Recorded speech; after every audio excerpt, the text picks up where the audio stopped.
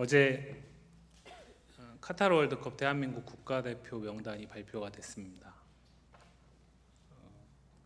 언론에서는 지금 저희 국가대표 감독 이름이 이제 벤투다 보니까 파울로 벤투다 보니까 벤투 후에 승선한 사람들의 명단 뭐 이렇게 나오던데요. 근데 우리 성도님들께서도 느끼시겠지만, 물론 이제 축구에 전혀 관심이 없는 분들도 계시겠지만, 관심이 있으신 분들도 예년과는 조금 기대치나 이런 부분들이 많이 떨어져 있다라는 걸 느끼실 거예요.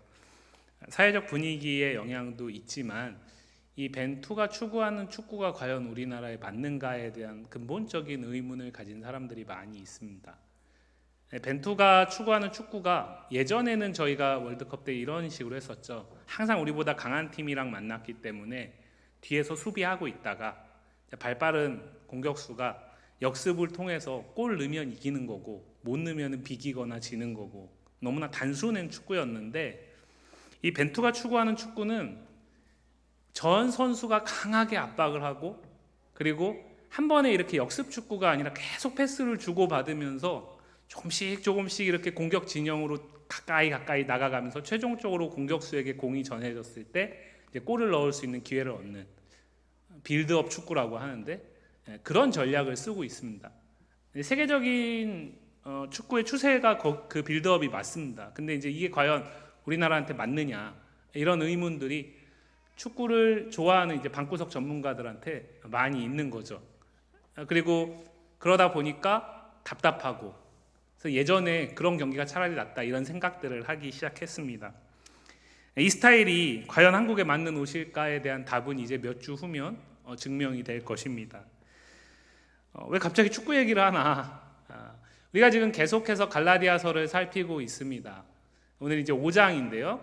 1장부터 4장까지 살펴본 내용들은 어떤 의미에서 이 사도 바울이 갈라디아 교회를 향해 쓴 편지지만, 지금부터 할 얘기를 하기 위해서 빌드업을 한 겁니다. 사도 바울은 1장에서 2장에서는 1, 2장에서는 자신의 사도적 권위에 대해서 그것이 얼마나 정당한 것인지를 강하게 변호했습니다. 그 가운데서 과거에 자신이 베드로를 비롯한 예루살렘 교회의 지도자들과의 만났던 그런 일화들도 들어있고요. 그러나 분명히 그 내용 전체는 자신의 사도권에 대한 방어입니다. 3장부터 4장까지에서는 이제 이 갈라디아 교회에 들어온 미혹자들의 주장이 왜 옳지 않은지를 그들이 가장 유력한 증인으로 내세울 만한 가장 대표적인 사람인 아브라함, 그리고 우리가 지난 두 주에 걸쳐서 함께 살펴봤던 그 아브라함의 두 여인과 두 아들, 이런 구약 성경에 있는 성경을 근거로 대면서, 그리고 사도 바울이 갈라디아 교회에게 복음을 전할 때에 성령 안에서 그들이 경험한 것들을 증거로 대면서 조목조목 반박하는, 그래서 제가 이런 표현을 썼었죠. 마치 법정에서 원고와 피고의 상황 속에서 서로 의견을, 논쟁을 주고받으면서 누가 더 옳은지를 증명하는 지면 어떤 법정과 같은 그런 과정이었습니다. 그 모든 과정이 이제 오늘부터 하게 될 이 이야기 때문에 바울이 차근차근 쌓아온 겁니다. 오늘부터는 이제 바울이 갈라디아 교회를 향해서 구체적으로 그들에게 어떠한 문제가 있고, 그러한 가운데서 그들을 어떻게 다시 회복할 것이고, 그들이 무엇을 추구해야 하는지, 그런 권면들의 내용이 나오고 있는데요. 훨씬 더 정확하고 구체적이고 날카롭게 드러납니다.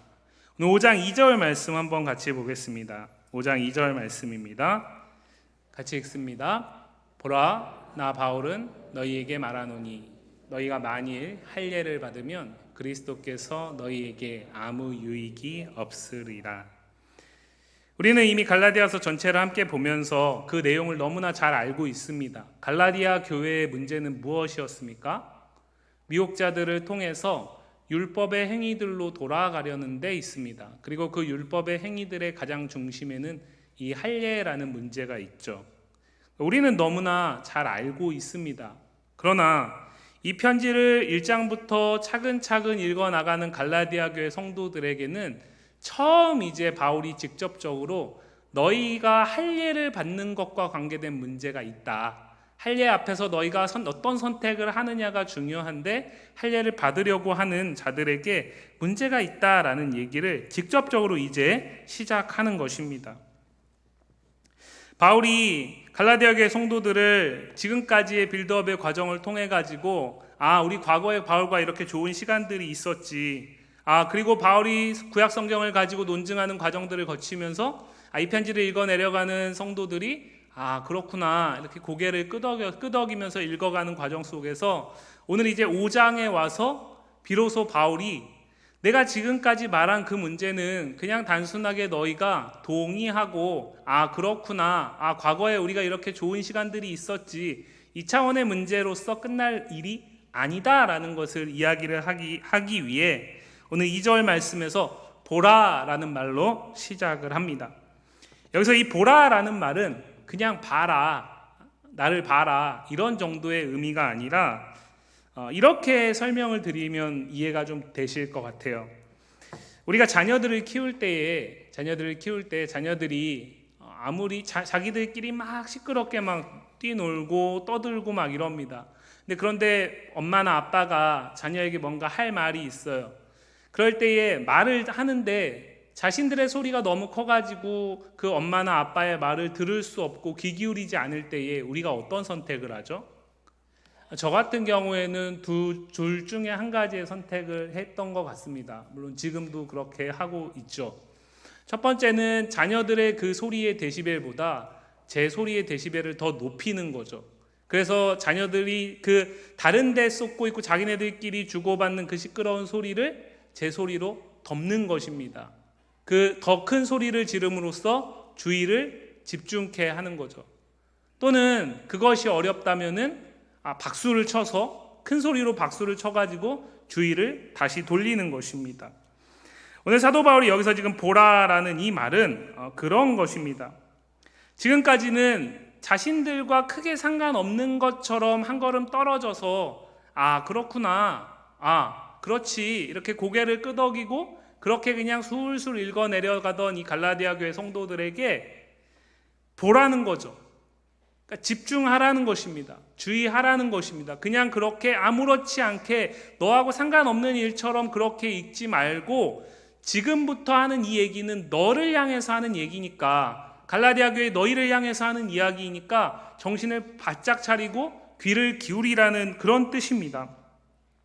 그렇게 오늘 2절 말씀에서는 사도 바울이 우리가 가진 성경에서는 보라 나 바울은 너희에게 말하노니 이렇게 번역이 되어 있지만 원문에서 의미를 살리면 보라 나 바울은 내가 너희에게 말하노니 그러니까 자기 자신이 지금 강조되면서 지금 이 갈라디아 교회 성도들에게 자기 자신에게 집중하라고 자기 자신의 이 글에 자기 자신이 전하는 소리에 집중하라는 것을 분명히 강조하고 있습니다.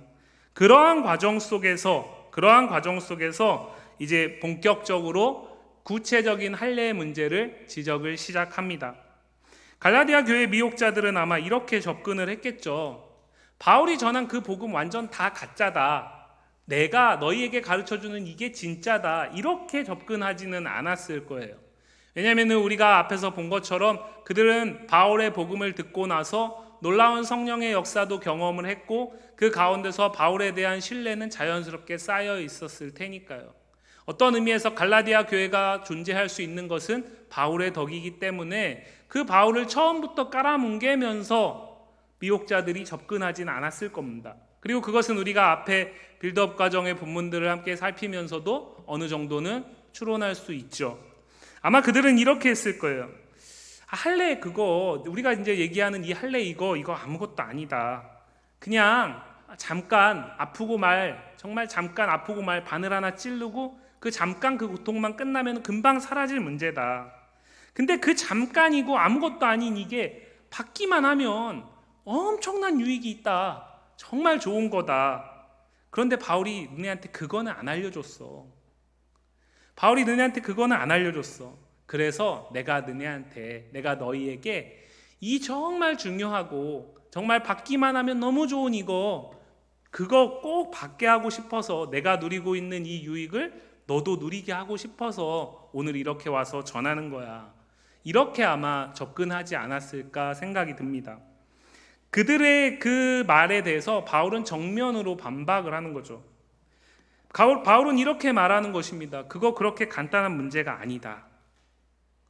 그냥 그렇게 한번 눈 감고 그들이 말하는 것처럼 그냥 잠깐 아프고 시간이 지나면 금방 괜찮아지는 아무렇지 않은 그런 문제가 아니다.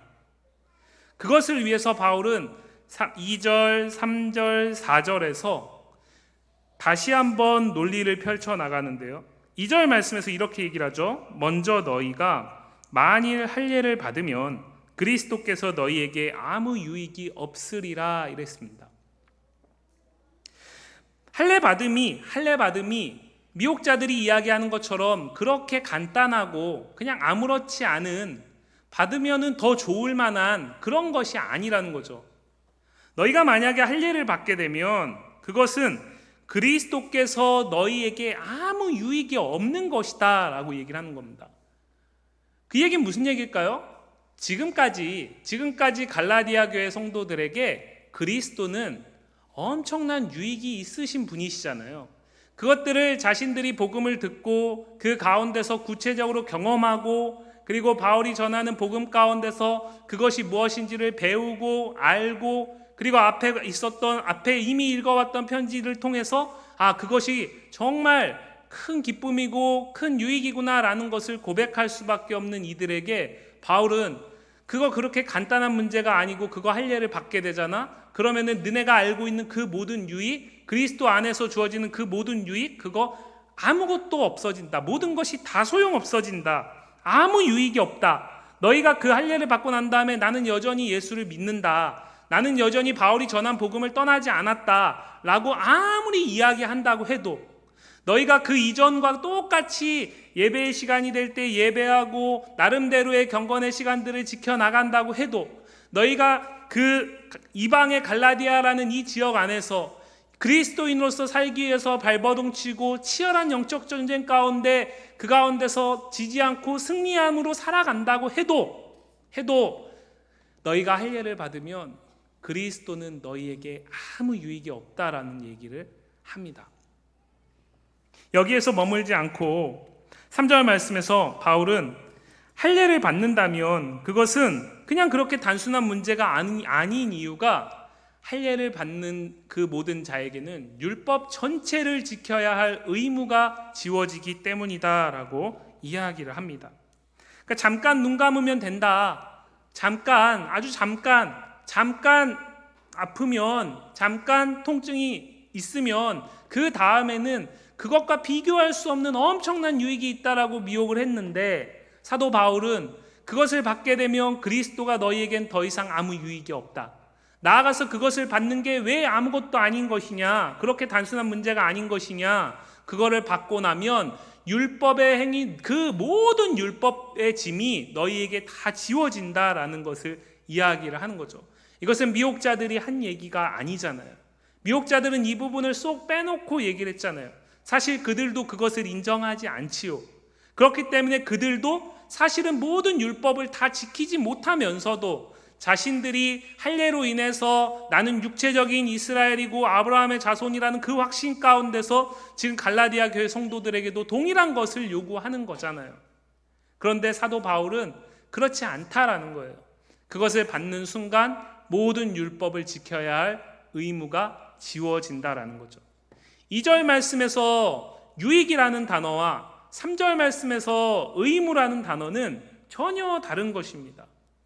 2절 말씀에서 유익이라는 단어는 우리가 익히 아는 표현으로 바꾸면 선물이라고 할 수 있습니다. 무슨 얘기입니까?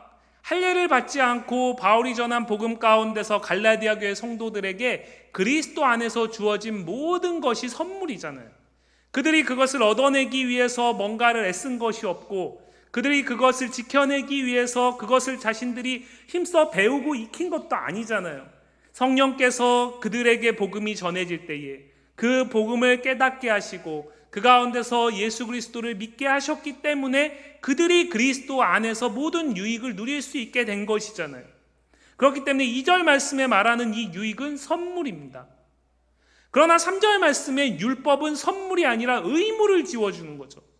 미혹자들은 뭐라고 얘기했습니까? 이 할례를 받게 되면 너희에게 말로 다 할 수 없는 더 큰 선물이 주어질 거다. 지금 그리스도 안에서 그리스도로 말미암아 너희가 가지고 있고 너희가 누리는 그 선물과는 비교할 수 없는 차원이 다른 선물이 주어질 것처럼 그렇게 미혹을 했는데, 사도 바울은 선물은커녕 그 선물을 누릴 수조차 없는 더 큰 짐이 지워진다라는 거예요. 그래서 2절 말씀의 유익이 선물이라면 3절 말씀의 의무는 짐이라고 할 수 있습니다. 바울은 그렇기 때문에 이것이 그렇게 간단한 문제가 아니라는 거죠. 그런데 여기에서 끝나지 않고 4절 말씀에서 마침표를 찍습니다. 4절 한번 같이 읽어볼까요? 율법 안에서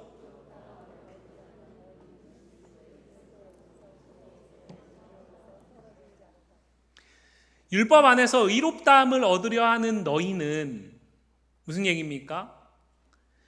미혹자들이 이야기한 것처럼 율법 안에서 할례를 받음으로써 그 안에서 의롭다함을 얻으려 하는 너희는, 그것이 그냥 그 단순한 문제가 아니라 그로 인해서 모든 율법을 지켜야 할 짐이 지워지게 되고, 그런데 그것을 온전히 지켜낼 수 있는 사람은 없기 때문에 그 안에서 의롭다함을 얻으려고 한다면 그것은 결국에는 그리스도에게서 너희가 끊어지는 것이다.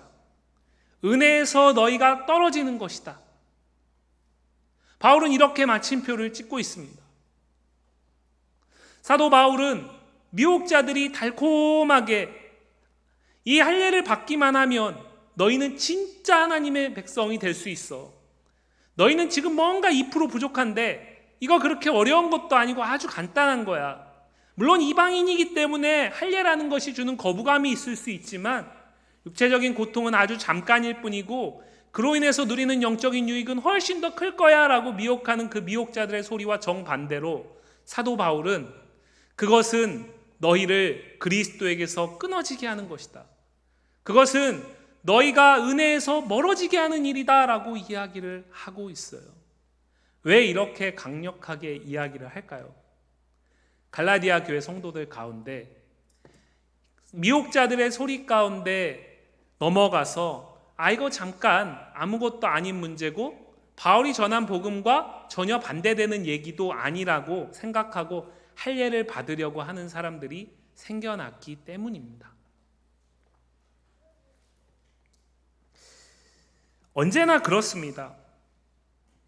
지금도 사탄은 우리가 그리스도 안에서 누리는 유익, 우리가 그리스도를 믿고 그리스도와 온전히 연합함으로 누리는 그 말로 닿을 수 없는 선물, 그것을 호시탐탐 빼앗고 무너뜨리려고 하죠. 그것을 우리가 인정하지 않는다면 우리는 군사로서 부름받은 성도의 삶에 대해서 무관심한 것입니다. 우리는 오늘도 치열하게 영적 전쟁의 현장 가운데 서 있습니다. 그렇기 때문에 그것을 부인할 수 없죠. 문제는 사탄은 우리가 누리는 그 말로 닿을 수 없는 선물, 그 유익을 빼앗기 위해서 거창하고 무섭게 달려들지 않는다라는 거예요. 때로는 내가 지금까지 지켜왔던 그 믿음과 이것을 잠깐 눈 감는 것이 크게 그 믿음과의 문제와 연관되지 않는 것처럼 그렇게 찾아옵니다. 지극히 지엽적인 것인 것처럼 찾아오고요. 오히려 그것이 나를 더 유익하게 할 수 있는 것처럼 느끼게 합니다. 그렇게 아무것도 아니라고, 그냥 잠깐이라고, 한 번만 눈 감으면 될 문제라고 그렇게 찾아온다는 거죠. 우리의 실존적인 삶 속에서, 우리의 실존적인 매일매일의 삶 속에서 보이지 않는 그리스도를 의식하면서 산다라는 것이 참 쉽지 않잖아요. 그래서 시시때때로 사탄은 우리에게 아무도 보지 않기 때문에 그거 잠깐 한번 눈 감으라고 하잖아요. 그런데 그 잠깐 한번 눈 감는 것이 사실은 그렇게 단순한 문제가 아니라 결국에는 죄와 연결이 되잖아요. 그래서 우리는 그리스도 안에서 그리스도와 연합되어 있을 때 누리는 그 말로 닿을 수 없는 유익과 선물을 그 잠깐의 속임수 가운데 넘어가게 되면 죄책감으로 송두리째 빼앗기게 되죠. 구원에서 끊어지는 것은 아닐지 모르지만 하나님의 그 말로 다 할 수 없는 은혜의 선물은 사라지고 죄책감만 남아버린단 말이에요. 그 죄책감만 남은 상황 속에서 하나님을 아버지라 부르고 그리스도 안에 내가 다시 속한다라는 것이 다시 그것을 회복하기까지에는 상당히 많은 시간이 걸리잖아요. 물론 하나님께서 우리를 은혜 가운데 붙들고 계시기 때문에 그로 인해서 버림받지 않고 그로 인해서 망하지는 않지만 굳이 겪지 않아도 될 그 시간을 잠깐이라고, 아무것도 아닌 것이라고, 지극히 단순하고 때로는 그것이 신앙과 무관한 것처럼 사탄은 우리를 미혹을 한단 말이죠. 그때에 우리는 오늘 바울이 얘기하는 이 보라, 그거 그렇게 간단한 문제 아니다. 그거 잠깐 그렇게 한번 눈 감으면 될 문제 아니다. 그것이 너를 자칫하면 하나님이 예수 그리스도 안에서 너에게 준 그 말로 다 할 수 없는 선물을 송두리째 빼앗길 수 있고, 빼앗김으로 끝나는 것이 아니라 굳이 지지 않아도 될 짐을 짊어지게 되는 선택이다. 이 바울의 소리에 귀를 기울여야 된다는 거죠. 이것은 우리에게 매일매일 일어나는 것입니다. 매일매일 일어나는 것입니다. 그 얘기는 무슨 얘기일까요? 매일매일 우리는 내가 그리스도 안에서 누리는 그 말로 다 할 수 없는 유익이 얼마나 큰 것인지, 그것이 세상의 그 무엇과도 비교할 수 없는 것일 뿐만 아니라 그것이 늘 나를 만족시키는 것이어야 된다라는 사실을 기억하실 수 있길 바랍니다. 왜 미혹자들에게 넘어갔을까요? 결국에는 근본적으로 미혹자들이 설득력 있게 얘기했을 수도 있죠. 그러나 결국엔 근본적으로 그들이 복음 안에서 예수 그리스도로 말미암아 주어진 그 유익이 그들에게 온전히 유익되지 못했던 거예요. 그런 상황 가운데서 뭔가 부족한 그것, 아니면 그보다 더 근본적이고 큰 유익을 얻을 수 있다라는 이 소리는 너무나 달콤하게 다가오죠. 여러분들, 그리스도의 제자로서 매일매일을 살아가는 것은 아주 지난하고 힘든 일입니다. 그러나 정한 시간, 정한 자리에 나와서 예배하는 그 자리를 지키는 것은 그에 비하면 어떤 의미에선 조금은 쉬운 일이죠. 물론 하나님의 은혜가 아니면 불가능한 일이지만, 그러나 그것은 특히 이 자리에 주일 밤 예배에 나와 있는 우리 성도님들의 신앙생활의 여정들을 보면 그 예배 시간을 지킨다라는 것은 사실은 기본 베이스인 거잖아요. 그것을 안 하는 것은 상상할 수 없는 일이죠. 그러나 그것이 정말 그리스도 안에서 내게 주어진 말로 다 할 수 없는 유익으로서 드려지는 예배일 때와, 그렇지 않고 그것보다는 뭔가 부족하고 뭔가 불만족스럽고 마치 짐과 같이 드려지는 예배일 때와는 다른 겁니다. 그때 누군가가 와서 예배 그거 굳이 매일 예배당 가가지고 정한 시간에 드리지 않아도 돼. 하나님은 어디에서나 늘 함께 하셔. 하나님은 영이시기 때문에 우리가 하나님을 예배하고자 하는 마음만 가지고 성령과 진리로 예배하면 그 모든 곳에 함께 계셔. 그렇게 미혹하는 소리에 안 넘어간다라고 누가 장담하겠습니까? 코로나 시간을 지나면서 어떤 이들은 예배당에서 모여서 드리는 예배가 정말 귀한 거였구나, 그게 정말 말로 다 할 수 없는 그리스도 안에서만 누릴 수 있는 선물이었구나라는 것을 고백하기도 하지만, 어떤 이들은 그 시간들을 보내면서 교회 안 가도 예배당에 굳이 가서 예배하지 않아도 예배할 수 있네, 그 자리에 가지 않아도 하나님이 내 인생 갑자기 어렵게 하거나 벌 주지 않네, 그런 경험들을 하면서 예배당에 모여서 드리는 예배에 대한 부담감을 떨쳐나가고 있는 잘못된 모습들로 나아가는 것 또한 분명한 사실이잖아요. 우리가 그리스도 안에서 누리는 모든 것들이 정말 말로 다 할 수 없는 큰 기쁨이고, 그것이 언제나 우리에게 만족이 되어야만 하는 이유가 무엇이냐면, 그것이 나에게 만족되지 못할 때에 사탄은 틈을 타기 때문에 그렇습니다. 갈라디아 교회 성도들이 할례라는 것이 무관하게 사도 바울이 전한 복음 안에서 그들이 누구도 빼앗을 수 없는 완전한 유익과 기쁨을 누렸다면, 만족을 누렸다면 미혹자들의 그 소리는 갈라디아 교회를 흔들 수 없었을 것입니다. 참 안타깝게도 한국교회 안에 있는 대표적인 이단이라고 할 수 있는 신천지가 왜 그렇게 많이 득세하는지 아십니까? 신천지에 넘어가는 사람들, 그리고 돌아온 사람들의 간증을 들으면 그들이 하는 얘기가 무엇이냐면, 처음에 그들이 넘어갔던 이유는 신천지는 성경만 말한다라는 것이었습니다. 실제로 신천지는 성경만 얘기합니다. 성경만 가지고 강의를 막 2시간, 3시간씩 합니다. 그러다 보니까 교회에 가면은 세상 일도 이야기하고, 또 우리 교회는 그렇지 않지만 듣고 싶지 않은 정치적인 입장에 대한 얘기도 들려지는 그런 상황들 속에서 여기가 진짜 같은 거죠. 무엇입니까? 내가 지금 속해 있는 교회에 대한 온전한 만족이 없는 거죠. 내가 지금 속해 있는 교회에 대한 온전한 유익이 없는 것입니다. 그 틈을 타는 거죠. 그렇기 때문에 그럴싸하게 들려지는 거예요. 나중에 알죠.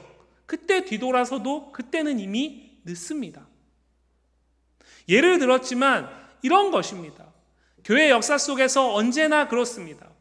우리가 예수 안에 누리는 그 유익이 언제나 우리에게 완전한 것이어야만, 그 외에 다른 유익을 우리가 탐하지 않아야 하는 것이 왜 중요하냐면, 그것이 무너졌을 때 우리는 신앙의 본질적인 부분의 공격을 받기 때문에 그렇습니다.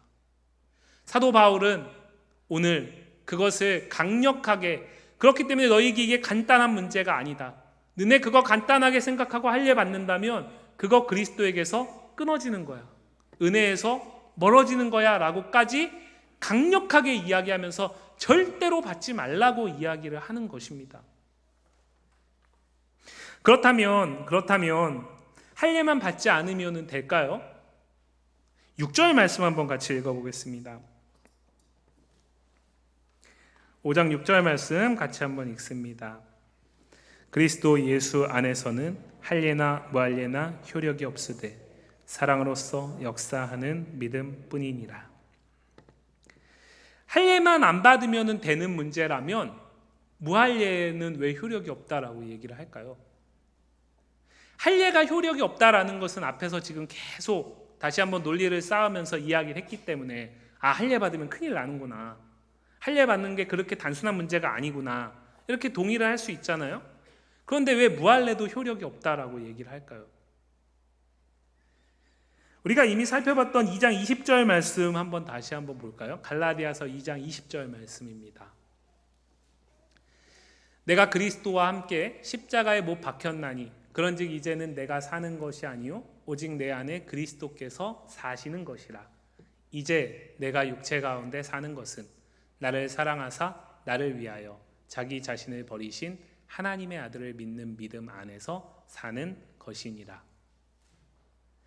이제를 중심으로 해서 그 이전에는 그리스도와 함께 십자가에 못 박히기 전이잖아요.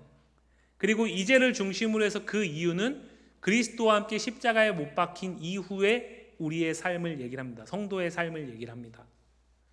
이제를 중심으로 해서 이후의 삶에 주목해 보면, 이제를 중심으로 해서 이후의 삶은 내가 사는 것이 아닐 뿐만 아니라 나를 위하여 자기 자신을 버리신 하나님의 아들을 믿는 믿음 안에서 사는 것입니다. 이 얘기는 뒤집어 이야기하면 이제를 중심으로 해서, 즉 그리스도의 십자가를 믿고 그 십자가에서 내 정과 욕심과 모든 죄를 함께 못 박았다라고 고백함에도 불구하고 그 이후에 그의 삶이 자기 자신을, 나를 사랑하사 나를 위하여 자기 자신을 버리신 하나님의 아들 예수 그리스도를 믿는 믿음 안에서 살지 않는다면, 다른 것으로 사는 것이라면 그는 그리스도와 함께 십자가에 못 박혔다라고 얘기를 하지만 사실은 그렇지 않다라는 얘기를 하는 것입니다. 나아가서 그렇기 때문에 이제 이전에 갈라디아 교회 성도들은 무할례당이잖아요. 할례가 그들에겐 없었잖아요. 이방인들이니까요. 이제 이전에 그들이 무할례였지만 이제 이후에 그들이 할례를 받는 것도 안 되지만 무할례 역시 효력이 없는 이유는 무엇일까요? 이제는 할례와 무할례 이 문제가 아니라 나를 사랑하사 나를 위하여 자기 자신을 버리신 하나님의 아들을 믿는 믿음 안에서 사는 새로운 삶의 방식이 주어졌다라는 얘기를 하는 거죠. 이것을 우리는 쉽게 예수로 산다라고 얘기를 하는 겁니다. 이것을 우리는 쉽게 나는 예수 그리스도를 믿는 믿음 안에서 산다라고 얘기를 하는 거예요. 그래서 그 이전에는 내가 하고 싶은 대로 내 죄의 욕망을 따라서 살아왔던 사람이 예수 그리스도를 믿은 이후에는 그 십자가에 함께 나를 못 박았기 때문에 그 이후에는 내 삶의 주인이 예수님이 된다라는 거죠. 우리가 너무나 잘 아는 겁니다. 그런데 사도 바울은 이 2장 20절 말씀에 나를 사랑하사 나를 위하여 자기 자신을 버리신 하나님의 아들을 믿는 믿음 안에서 사는 이것을 오늘 5장 6절 말씀에서 사랑으로서 역사하는 믿음을 따르는 삶의 방식이라고 새롭게 해석하고 있는 거예요. 그리고 이것은 뒤에 나오는 이 6절 이후에 나오는 15절까지 좀 더 길게 보면 6장 마지막 절까지 계속해서 살펴봐야 알 수 있는 부분인데, 결국엔 이것은 오늘 5절 말씀에서 이야기하는 성령으로 믿음을 따라 의의 소망을 기다리는 삶을 말합니다. 성령으로 믿음을 따라 의의 소망을 기다리는 삶. 언제요? 예수 그리스도를 믿은 믿음 안에서만 이것이 가능하다라는 거죠. 그러면은 2장 20절 말씀에서 그리스도와 함께 십자가에 못 박은 모든 그리스도인들은 그 이후에는 무엇을 바라보면서 사는 겁니까? 내가 예수 그리스도를 믿게 하신 그 성령께서 내게 주신 그 믿음을 따라서 내가 그 믿는 순간에 주어진 그 칭의, 온전히 의롭게 하심을 얻게 하신 그 은혜가 완성될 그날을 소망으로 바라보면서 기다리는 자다라는 거죠. 그러면 그 이전에는 무엇을 기다리면서 살았습니까? 그 이전에는 우리가 무엇을 기다리면서 살았습니까? 자신의 나름대로의 욕망의 탑들을 기다리면서 산 것이죠. 갈라디아 교회 성도들의 미혹자들은 무엇을 기다리면서 살았을까요? 그들이 유대인으로서 이 할례 율법으로만 구원을 받을 수 있다라는 특별한 선민의식에 사로잡혀가지고 정말 중요한, 그래서 오늘 6절 말씀에서 그 얘기를 하는 거죠. 사랑으로서 역사하는 믿음. 유대인들이 이 미혹자들에게는 사랑으로서 역사하는 믿음이 아닌, 그들은 할례로 대표되는 율법 가운데서 우리는 구별된 자들이고 그렇기 때문에 우리만 구원받는 것이 너무나 당연하다라고 생각하던 그 사람들, 그것이 아닌 예수 그리스도를 믿는 믿음 참된 복음 안에서 모든 성도들은, 특별히 바울이 이 편지를 쓰고 있는 갈라디아 교회 성도들은 무엇으로 살아야 된다라는 것입니까? 성령 안에서 성령으로 믿음을 따라 의의 소망을 기다리는 자세로, 삶으로 자신이 참된 복음 안에 머물러 있다라는 사실이 열매 맺혀져야 한다라는 얘기를 하는 것입니다. 뒤에 가서 계속해서 좀 더 살펴보겠지만 성령 안에서 그래서 갈라디아서 5장 22, 23절 가면 성령의 열매가 나오잖아요. 그 중에 첫 번째가 사랑인 것입니다. 그리고 사도 바울은 고린도전서 13장에서 사랑은 자기의 유익을 굳지 않는다라고 얘기를 하잖아요. 우리가 예수 그리스도를 믿기 이전에는 모든 사람들은 정도의 차이가 있을 뿐, 노골적이고 노골적이지 않은 차이가 있을 뿐, 그들은 자기의 유익을 위해서 사랑을 하고 자기의 유익을 위해서 살아가잖아요. 그런데 그 모든 것을 그리스도와 함께 십자가에 못 박은 자들은 이제는 자기의 유익을 구하지 않는 사랑을 믿음으로 증명해내는 삶을 산다라는 얘기를 하는 것입니다. 그것이 어떻게 가능할까요? 성령 안에서 내가 의롭다함을 얻은 자다라는 사실, 그 복음 안에서, 예수 안에서 내가 누리는 그 말로 다 할 수 없는 유익이 언제나 내게 기쁨이 되고 최고의 만족이 될 때, 세상 그 무엇과도 바꿀 수 없는 것이 될 때, 그것이 가능하다라는 것입니다. 왜 그럴까요?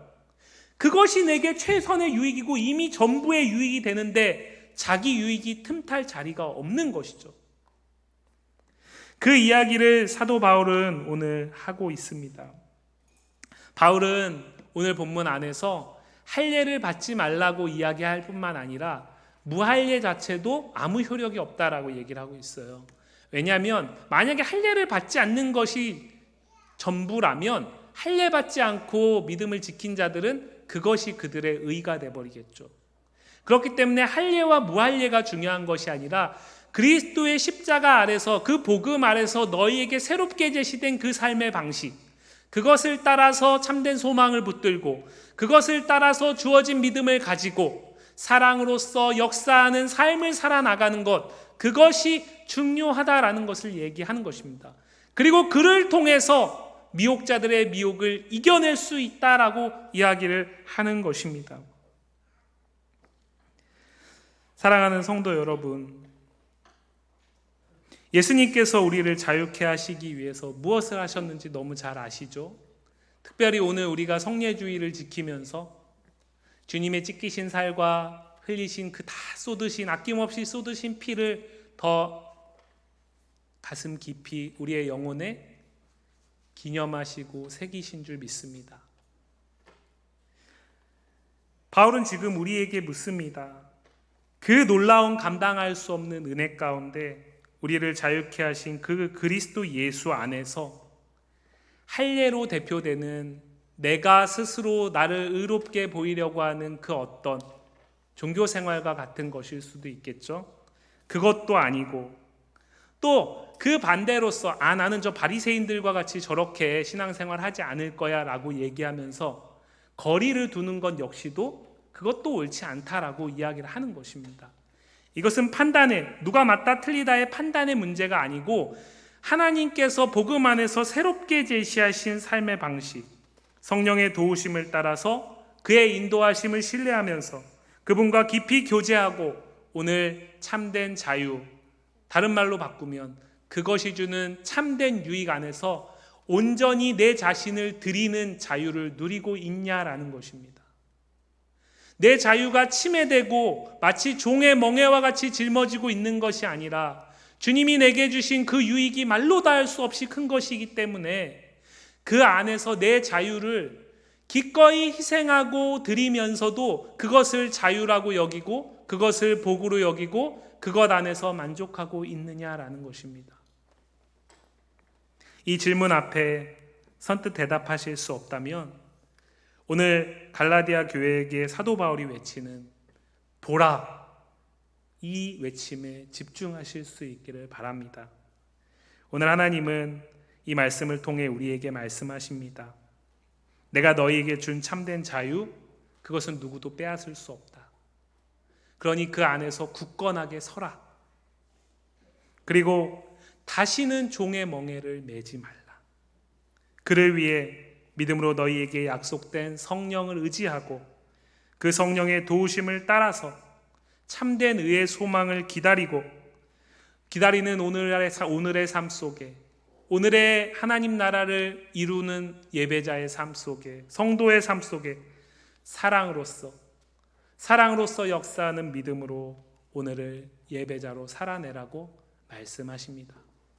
우리가 그러한 성도와 교회로서 이 약한 세상 가운데 우리에게 주어진 그 말로 다 할 수 없는, 세상의 그 무엇과도 바꿀 수 없는 그리스도 안에서 주어진 그 유익을 최선으로 여기고 최대치로 여기고 그 안에서 하나님이 기뻐하시는 하나님 나라를 힘써 이루고 나누어가는 모든 성도와 교회이기를 간절히 소망합니다.